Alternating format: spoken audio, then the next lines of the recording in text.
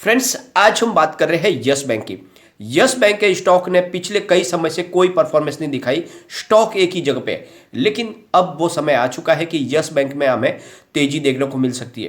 इसके पीछे है वजह, दो तीन बड़ी अपडेट। क्या है वो अपडेट, जानेंगे इस वीडियो के माध्यम से। अब समय आ चुका है कि यस बैंक के स्टॉक में हमें तेजी देखने को मिल सकती है, तो सारी बातों को डिस्कस करेंगे, जिससे आपको भी समझ में आ जाएगा कि आने वाले समय में यस बैंक में हमें तेजी देखने को मिल सकती है।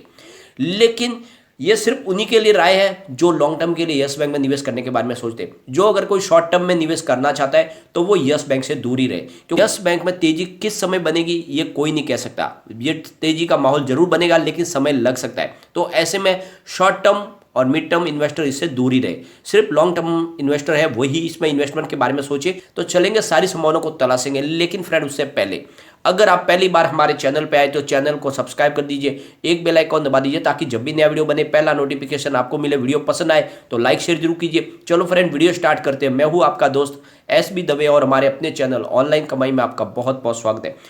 फ्रेंड्स, बहुत सारे रीजन बन रहे हैं जिससे पता चल रहा है कि आने वाले समय में यस बैंक में हमें बड़ी तेजी देखने को मिल सकती है। सबसे पहले कारोबार को डिस्कस कर लेते हैं। फ्राइडे के स्टॉक ओपन हुआ 13.55 पर, हाई बनाई 13.80 की, लो है 13.30 का, और एंड में 13.40 पर 1.11% की गिरावट के साथ में इसने क्लोजिंग दी है। अगर इसके वॉल्यूम को देखें तो BSE में 1,69,48,000 का वॉल्यूम हुआ। सामने 51,55,000 की डिलीवरी उठाएगी। डिलीवरी का परसेंटेज 30.42% है। बात अगर NSE की करें तो 8,15,62,000 का वॉल्यूम हुआ। सामने 2,72,64,000 की डिलीवरी उठाएगी।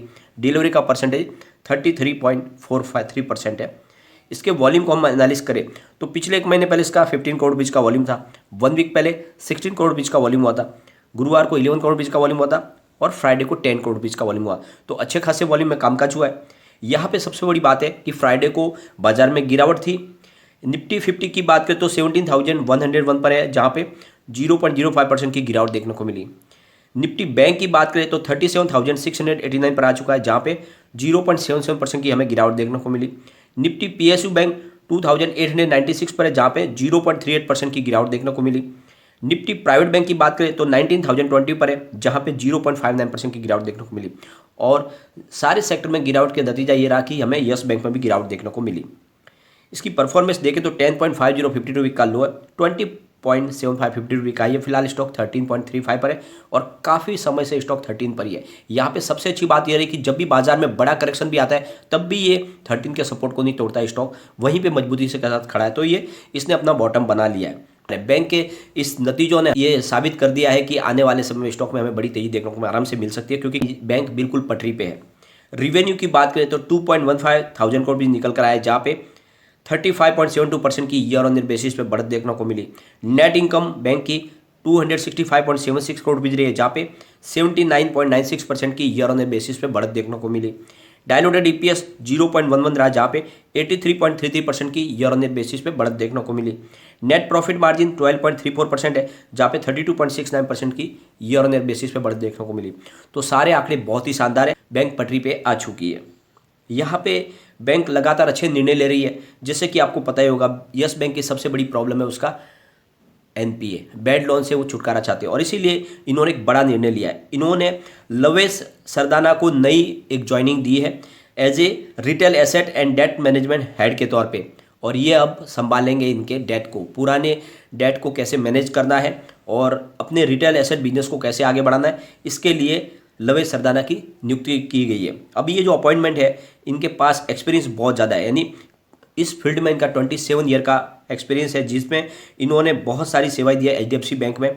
और ये HDFC बैंक में अनसिक्योर्ड लोन डिपार्टमेंट में थे, और बहुत सारा इनको एक्सपीरियंस है किस तरह से NPA से छुटकारा पाया जाए, और इस एक्सपीरियंस का फ़ायदा मिलेगा यस बैंक को। तो बहुत ही सोच समझ के इनकी अपॉइंटमेंट की गई है, और इस अपॉइंटमेंट के माध्यम से ये समझ में आ रहा है कि यस बैंक ने निर्णय लेने शुरू कर दिए हैं। बहुत जल्द इनके NPA से हमें छुटकारा मिलता हुआ दिखाई देगा। यहाँ पे सबसे बड़ी बात यह है कि MD प्रशांत कुमार ने अपनी तरफ से जो स्टेटमेंट दिया है, उनका कहना है कि ARC का गठन बहुत जल्द होने वाला है। जैसे कि ये अब लास्ट क्वार्टर में होने की संभावना थी, Q4 में, लेकिन थोड़ा सा डिले हो गया कोविड की वजह से। तो आने वाले फाइनेंशियल ईयर के फर्स्ट क्वार्टर में ये ARC का गठन हो जाएगा। ये प्रशांत कुमार की तरफ से क्लियरली कह दिया गया है कि हम जल्द ही ARC बनाने जा रहे हैं। और इस एआरसी में यस बैंक की 20% की स्टेक होगी और 80% दूसरी फाइनेंशियल कंपनियां होगी।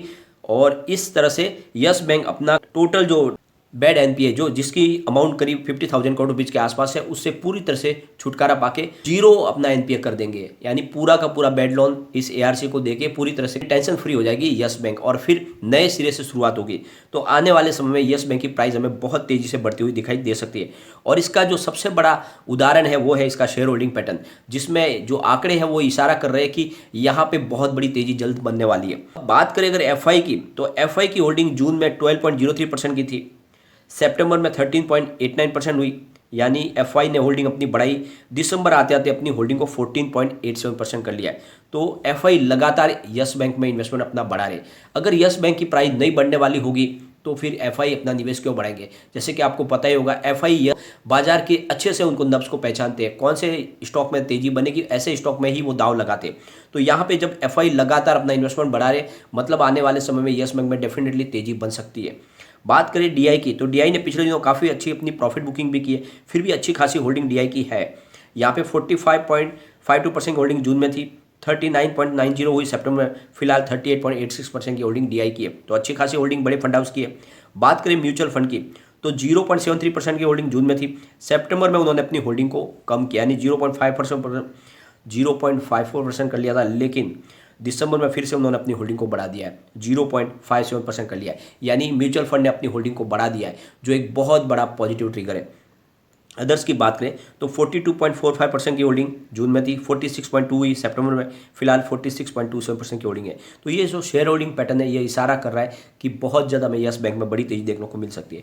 यहाँ पे बड़े बड़े म्यूचुअल फंड ने अपना निवेश किया है, जैसे कि आईसीआईसी प्रू निफ्टी नेक्स्ट 50 ने यहाँ पे 19.87 करोड़ रुपये का इन्वेस्टमेंट करके 1.06% की होल्डिंग ली हुई है। यूटीआई निफ्टी नेक्स्ट 50 इंडेक्स ने 15.85 करोड़ रुपये का इन्वेस्टमेंट किया और 1.06% की होल्डिंग ली है।